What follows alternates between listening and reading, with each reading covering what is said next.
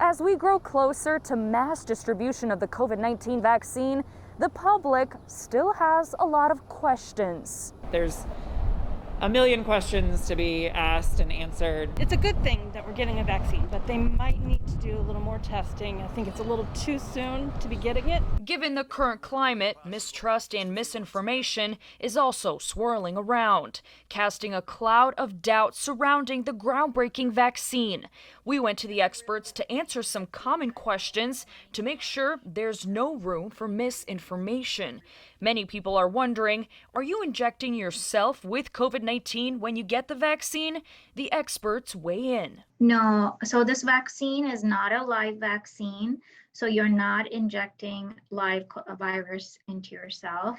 So there's no concern about getting COVID-19 infection from this vaccine. Others are wondering, how can big pharmacy corporations be trusted with something as important as this? That's a really good question.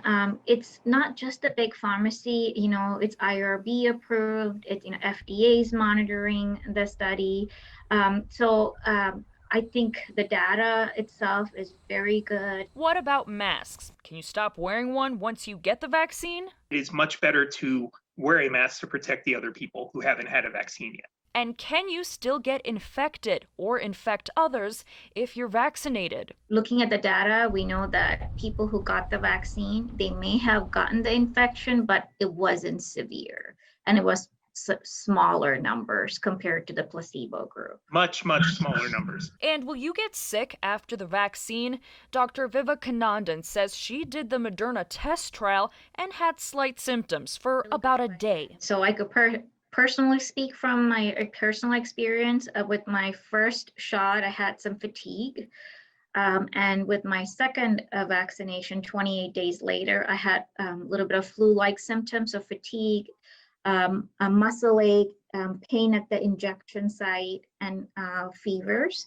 But they only lasted 24 to 48 hours. For me, actually, less than 24 hours. Having open discussion and asking questions is important. Health officials say they are determined to answer any and all to increase transparency about the vaccine and save lives in the process. Reporting in Omaha, Rudolph Sinaida, 3 News Now.